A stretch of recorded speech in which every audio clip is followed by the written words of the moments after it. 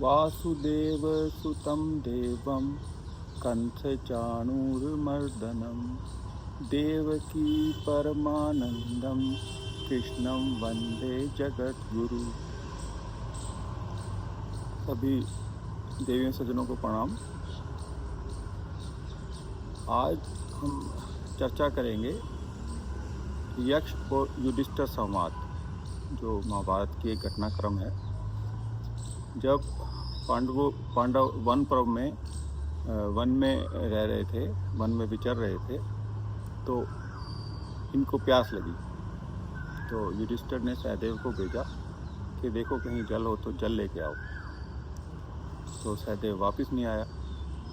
फिर नकुल को भेजा, वो भी वापस नहीं आया। फिर अर्जुन को भेजा, भीम को भेजा, कोई वापस नहीं आया। फिर युधिष्ठिर स्वयं गए तो देखा एक जलाशय के पास चारों मरे हुए पड़े हुए। उनको बड़ा धक्का लगा, ये कैसे हुआ। तो उन्होंने देखा वो पानी, प्यास लगी थी, पीने लगे, एकदम एक यक्ष आए। यक्ष ने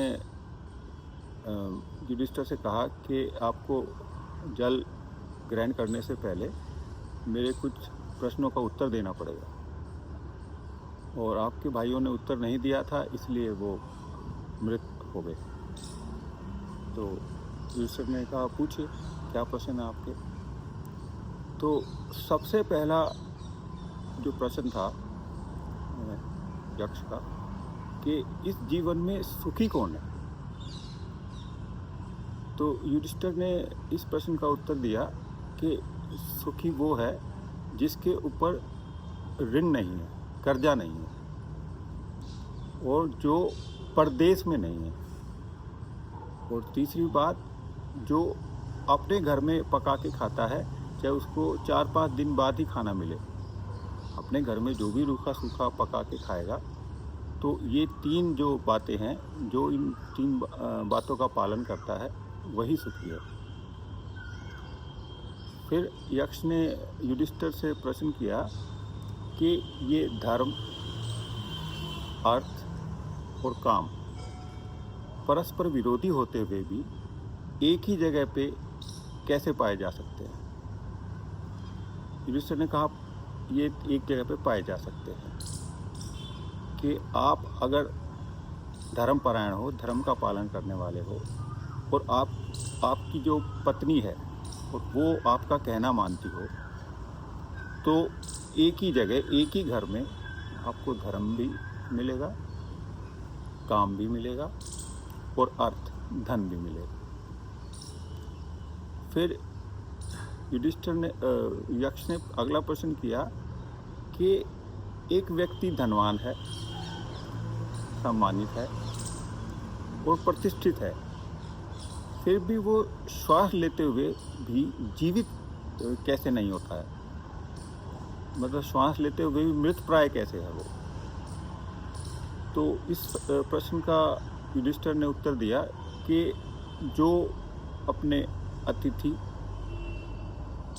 देवता, पितर और अपने जो भरणीय कुटुंबीजन हैं, जो कुटुंबीजन जो गरीब हैं, जिनके पास खाने पीने का नहीं है, और उसके बाद आत्मा, इनका पोषण नहीं करता है, तो वो श्वास लेते हुए भी जीवित नहीं है।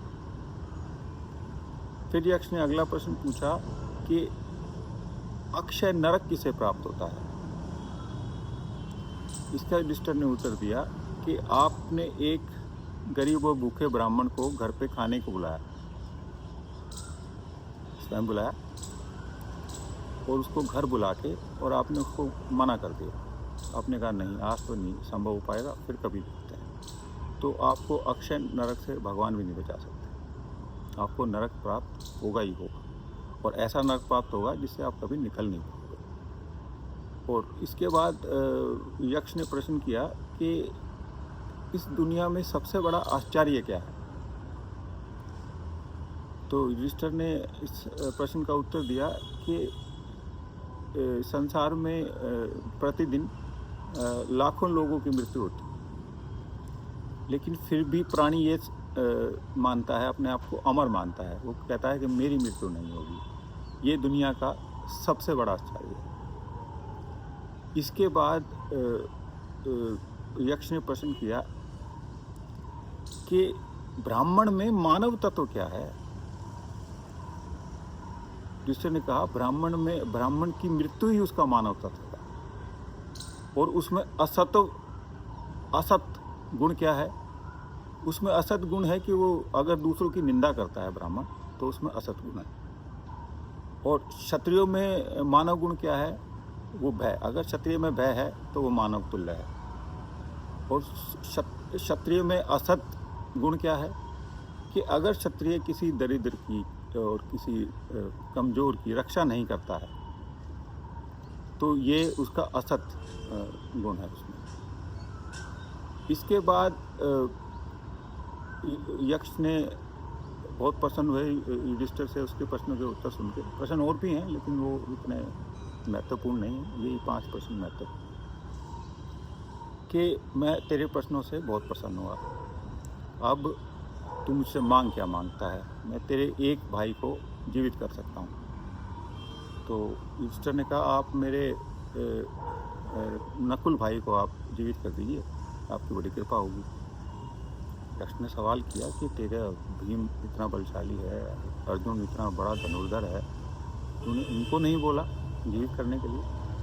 तो युधिष्ठिर ने कहा कि मेरी 2 माता हैं, एक कुंती और एक माद्री।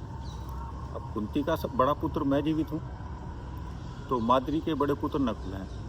तो अगर नकुल जीवित हो जाते हैं तो दोनों माताओं का एक एक पुत्र जीवित रहेगा। तो उसके इस जवाब से यक्ष बहुत प्रसन्न हुए। उन्होंने उसके चारों भाइयों को जीवित कर दिया।